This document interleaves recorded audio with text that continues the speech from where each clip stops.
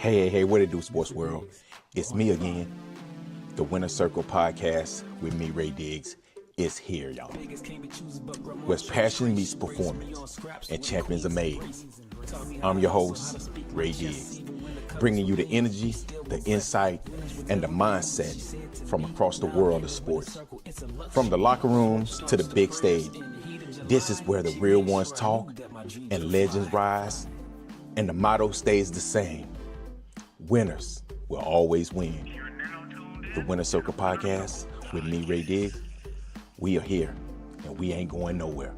Make sure y'all tune in because we're about to go live now. Peace.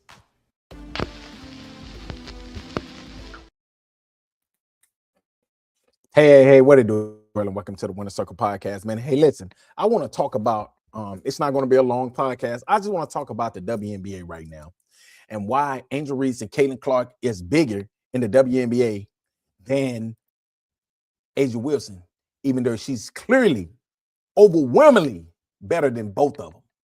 But hey, before I get started, man, make sure you hit the like button, the subscribe button, and also the share button, and make sure y'all give me your feedback on what you all think about this segment. Hey, but listen, I want to talk about the WNBA right now and Angel Reese, Caitlin Clark. As y'all know, these are two big name players in the WNBA.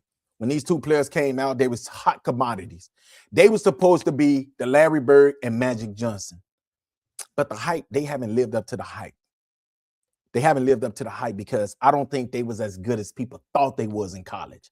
I think they was really two good, really good players, but I don't think they had greatness written all over them. You know how you look at a WNBA player, and I think like Rebecca Lobo, I knew she was going to be good. Okay, let's look at Cheryl Swoops. I knew Cheryl Swoops was going to be a star. Okay, Shamika Holesclaw. Like I knew Shamika Holesclaw was going to be a star. Sue Bird, Diana Taurasi, Maya Moore, Breanna Stewart, A'ja Wilson. Those are generational players that you know, like, damn, I know for a fact that this player right here is going to be good. I just didn't see that when I saw Caitlin Clark and Angel Reese. I saw two really good college players. That's what I saw. I saw two really good college players that could be really good WNBA players.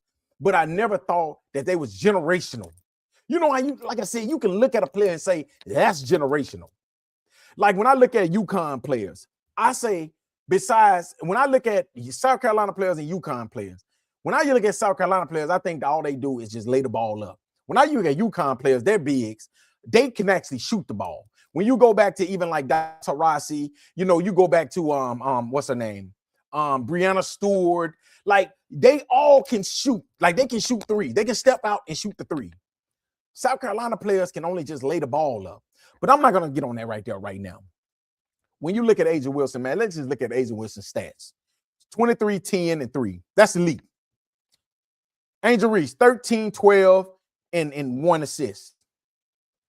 Okay, that's cool. Then you got Caitlin Clark, 16, 5, and 8. She shot 28% from 3, which was supposed to be what she was a marksman at. See, the WNBA thought that Caitlin Clark was going to be Steph Curry because that's what she was doing in college.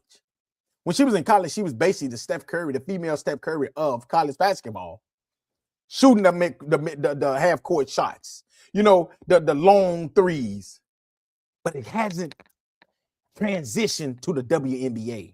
Same thing with Angel Reese. I think Angel Reese can be a hell of a basketball player if she got better at her craft. See, the WNBA have to push this narrative.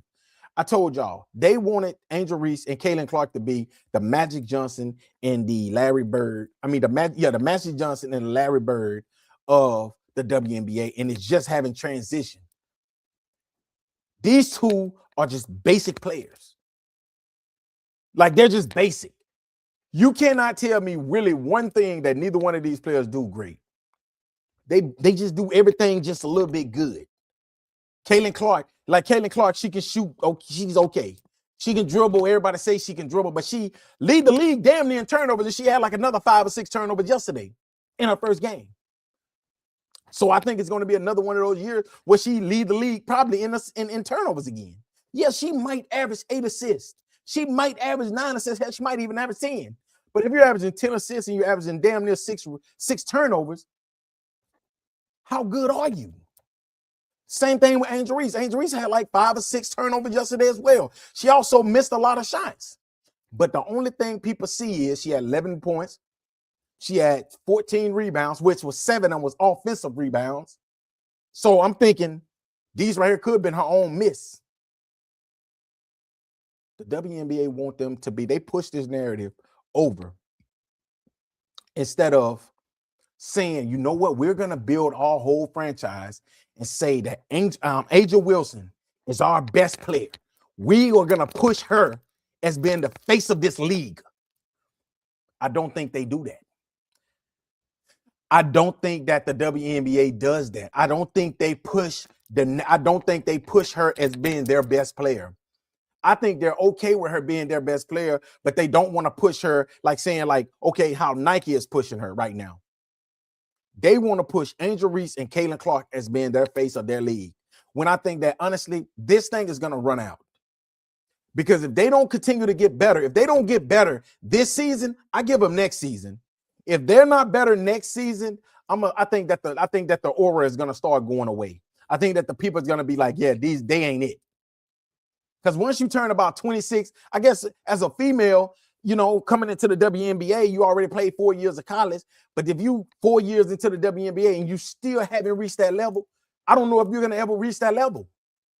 I don't know if she's going to ever be able to shoot the free throws. I don't know if she's ever going to be a good three-point shooter.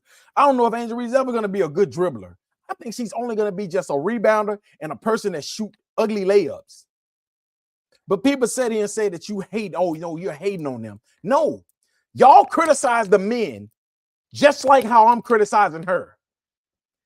Let a man average 11 points and 14 rebounds. We're never going to talk about them. When did we ever talk about Ben Wallace besides him winning Defensive Player of the Year? We never talk about it. Ain't nobody going out there to be Ben Wallace. Ain't nobody going out there to be, oh, he's the face of the NBA. When was Ben Wallace ever face of the NBA? Ben Wallace wasn't even the face of the Detroit Pistons. He was one of the big pieces, one of the important pieces. But I can say Chauncey Billups. I can say maybe Rasheed Wallace. I can say maybe Rip Hamilton. But it was never Ben Wallace, like how they're pushing her, like how they're pushing Angel Reese in the WNBA.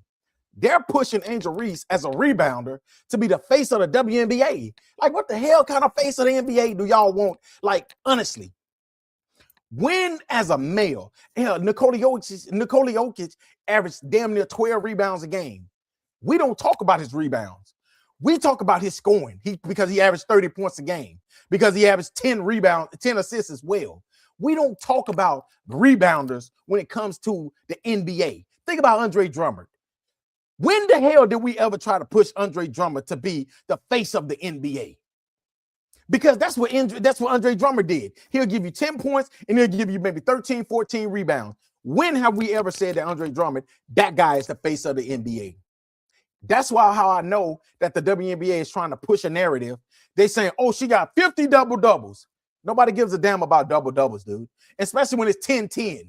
Like, nobody cares about a 10-10 double-double. That's like the most, man, listen, it's kind of like when Jason Kidd used to get those triple-doubles. When Jason Kidd used to get those triple-doubles, 10-10-10. Like, that is the most common, that's the most basic triple-double. Think about getting, and just think about how they criticize Jason Kidd for getting 10, 10, and 10. But they praise Angel Reese for getting 10 and 10. You praise somebody for getting 10 rebounds that's 6'4". Ain't no way you taller than everybody on the court. So you should give 10 rebounds. Hell, you should get 20.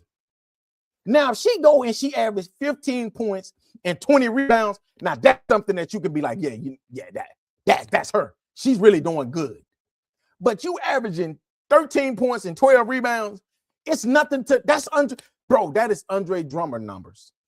And when has we ever said that Andre Drummond, honestly, is the face of our league? Never. Never ever have we said that Andre Drummond was even a top 25 player in the NBA, averaging 10 points and 10 rebounds. But the WNBA will make y'all think that Angel Reese is the face of their league because she's averaging She's getting triple, she's getting double. To be honest with you, I'm only guessing, I'm only thinking if Asia Wilson is averaging 23 points and 10 rebounds, I'm only imagining how many double-doubles she get. And I'm gonna tell you the only reason why I think that she don't get a lot of double-doubles is because she's like the LeBron of the NBA. She might miss it about 1 rebound because she don't care about getting double-doubles. She care about winning. That's why she's a 3-time WNBA champion. That's why she won a couple of national championships in college, because she don't care about the stats. She cares about more about, and that's one of the biggest reasons why they said the Chicago Sky got rid of Angel Reese, because they said they felt like she was chasing stats. She didn't care about winning. They said she was down by like 30 points and she's trying to get 10 rebounds. The WNBA, I think this right here is the only way that they're going to try their best to maintain and stay afloat right now, is by pushing the narrative that Caitlin Clark and Angel Reese are the 2 best players in the WNBA. They ain't even close. They ain't even close to being the best players in the WNBA. And honestly, I don't think neither one of them would ever be the best players in the WNBA. I don't even think that neither one of them would be a top 5 player in the WNBA. Because with the youngest player that's coming in, I can already tell you these younger players are way better than them. I'll take Juju any day over Caitlin Clark. That's me. I'll take Paige Beckers over her. Paige Beckers is going to be a better player than Caitlin Clark in the WNBA. I'm going to tell y'all why. Because Caitlin Clark, she came in with all the momentum. But all that momentum is pretty much going away. Yeah, she still have her fan base, but you don't really hear them talking about her like that no more. I hear people talking about Paige Beckers, good or bad, more than I hear them talking about Caitlin Clark right now. And she's starting to get injured a lot, because her coach just said yesterday that she's injured right now. So it tells me that the last 2 years, she's been injury prone. So what did that tell you? You don't get better with age. You don't get more healthier with age. But I'm going to stop it there. But y'all let me know what y'all think. Like I said before, I think that the WNBA need to push Asia Wilson as their face of their league. But they're not going to do that. Because Asia Wilson, and I was telling somebody this yesterday, I said, Asia Wilson don't have a narrative about her. Asia Wilson came from South Carolina, where she was winning national championships. She came, and she was the reason why they was winning national championship. She was the sole reason why. She came into the WNBA. She won NBA championship. WNBA championship. She won Finals MVP. She won MVPs. She got a boyfriend that's in the NBA. And she don't have drama around her. You don't never hear nothing bad about Asia Wilson. Like, she just carried herself like a professional. But then when you look at Angel Reese, you look at Caitlin Clark, they have a lot of their fan base are so divided. You got the Caitlin Clark fans, they love, is majority of the white people. Then you got Angel Reese fans, it's majority of the black people. So they divided. They're so divided. It's like a segregation when you look at these 2 players. And I think that's the narrative that the WNBA wants them to carry. They wants to keep them to have this type of narrative. And they say, you know what? They're going to watch Angel Reese. They're going to watch her do bad. They're going to watch her miss layups, but they're going to watch. They're going to watch Caitlin Clark because they're going to watch her miss threes. They're going to watch her come out here and turn the ball over, but they're going to watch. And I think that's the reason why the WNBA pushed them to being their face of the league, because they have a narrative with them. Because you know what you're going to get from Asia Wilson. You're going to come out there, you're going to get a player that's going to give you about 25 points, about 10 rebounds, and maybe about 2 or 3 blocks, 2 or 3 assists, and you're going to lose the game because she's going to win. That don't sell in the WNBA. The WNBA need a narrative. They need negative prints. That's how they sell. But y'all let me know what y'all think, man. Thank y'all again for listening to another great segment of the Winner Circle Podcast with me, Ray Diz. Until next time, y'all have a great, great, great Mother's Day. And make sure y'all hit that like and subscribe button. Go to the YouTube channel and do the same, man. It costs 0 cents, man. Appreciate y'all for keep supporting me. And thank y'all again. Peace.